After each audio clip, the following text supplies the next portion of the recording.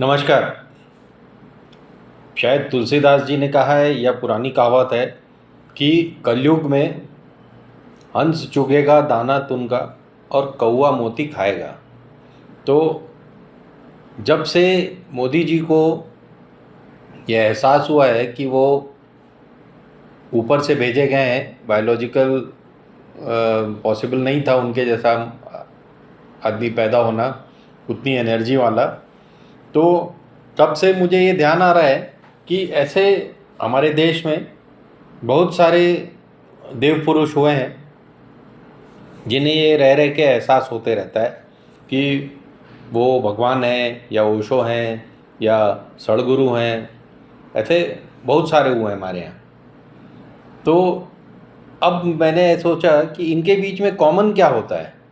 तो पहला इनके बीच में जो कॉमन चीज़ मुझे समझ में आई, जो मतलब सब ये देव पुरुषों के बीच में एक चीज़ बड़ी अच्छी होती है कि सबको अच्छा रहना खाना बहुत पसंद है। सबसे पहले वो अपने लिए बहुत बड़ा आश्रम, मकान, पैलेस ये सब बनाते हैं।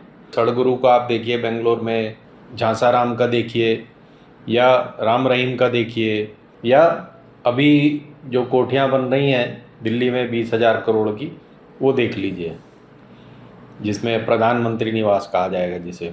और माननीय श्री रजनीश जी तो मतलब अपने महलों के लिए जाने जाते थे, पुणे में हो या ओरेगॉन में।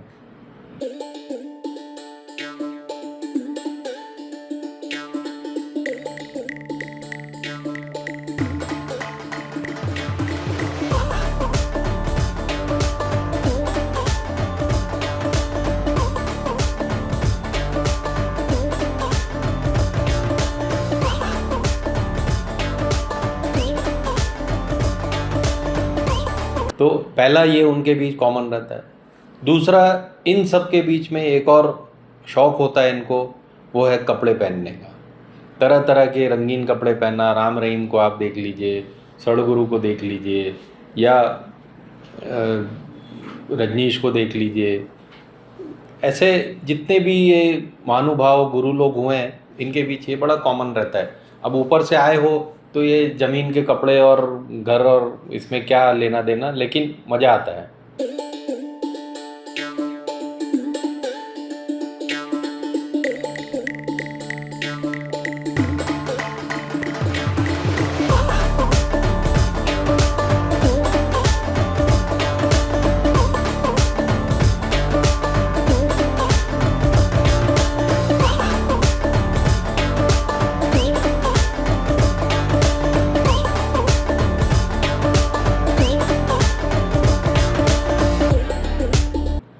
तीसरी चीज़ आपको बहुत अच्छी लगेगी इनमें, इन सब को गहने का बड़ा शौक़ है। बहुत सारे तरह तरह के कड़े, माला और ये सब पहनेंगे। आप देखिए राम रहीम को, रजनीश को देख लीजिए। और आजकल का मॉडर्न गहना है ये सब, घड़ियाँ, चश्मे, ये सब है ना, 10-10 लाख के, 20-20 लाख के, ये सब पहनना है।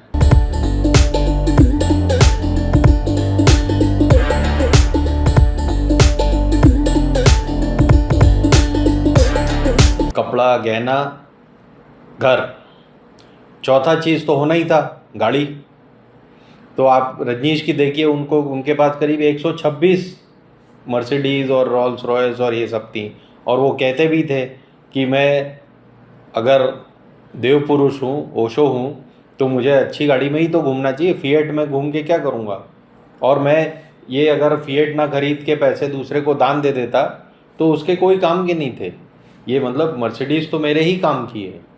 तो उनके जितने भक्तगण हैं ये सारे उनको मर्सिडीज़ देते रहते थे। अभी मैंने सुना कि कुछ 12,000 करोड़ का एक प्लेन आया और 1200 करोड़ की कोई गाड़ी आई मर्सिडीज़, और उससे पहले बहुत सारी BMW थी। ये सब काफ़िले ये सब चलते रहते हैं। आप प्रधानमंत्री का काफ़िला देखिए, आप राम रहीम का काफ़िला देखिए। सड़गुरु तो एक पूरा AMD की जो मर्सिडीज़ की जो जी वैगन, उसमें उन्होंने पूरे देश का चक्कर मार दिया। अरे भाई, साइकिल पे भी मार सकते थे, पैदल मार सकते थे, या देव पुरुष हैं उड़ भी सकते थे, लेकिन सड़गुरु हैं तो उनको मर्सिडीज़ में घूमना बहुत ज़रूरी है।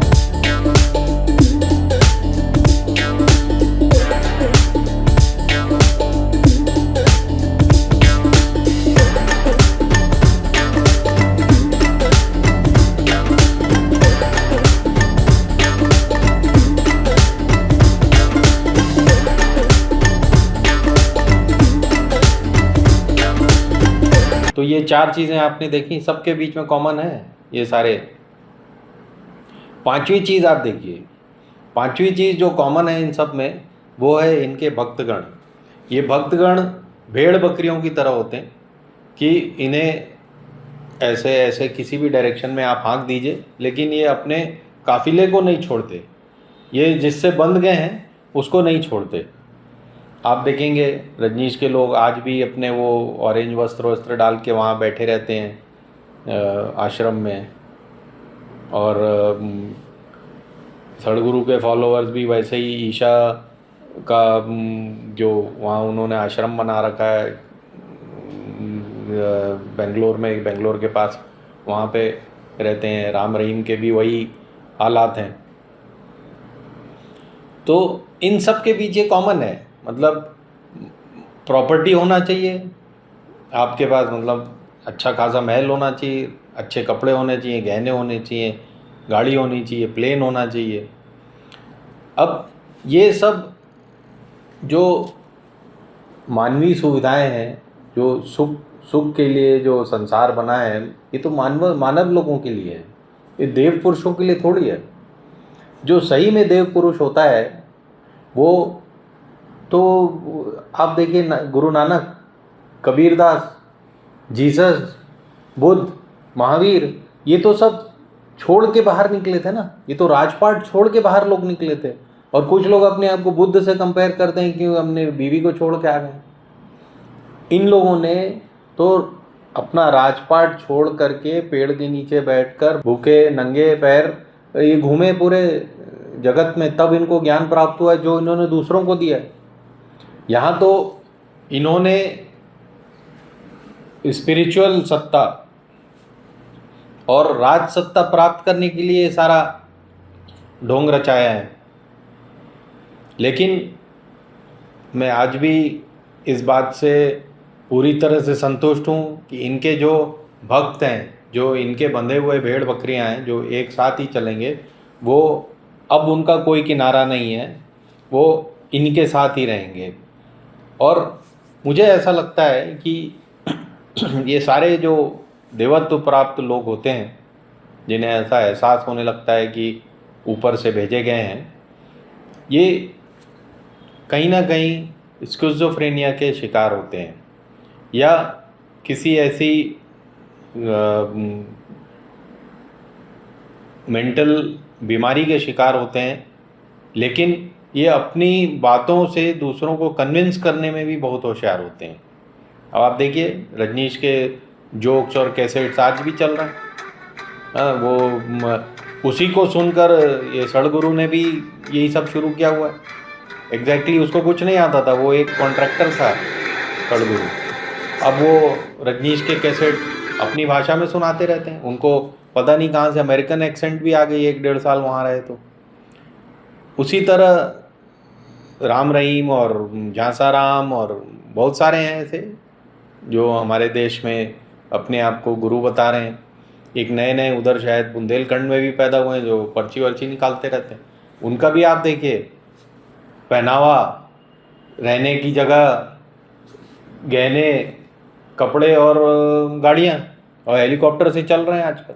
ठीक, आप मानते हैं कोई ऐसे बता सकता, नाम से बुला सकता हो? नहीं मानते हो? तुम्हारी ठटरी बाहर दे भी हम।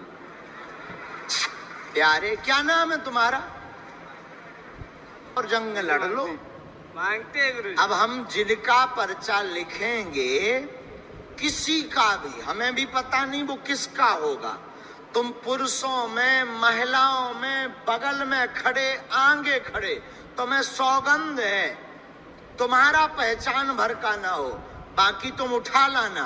पर्चा हम पहले से लिख कर रख लेते हैं, तुम जिसको लाओगे उसी का निकलेगा। तो ये सब के बीच में कॉमन है। जिनको समझ में आ रही मेरी बातें बहुत अच्छा है, जिनको नहीं समझ में आ रही तो भी बहुत अच्छा है। धन्यवाद। हिंदुस्तान जिंदाबाद।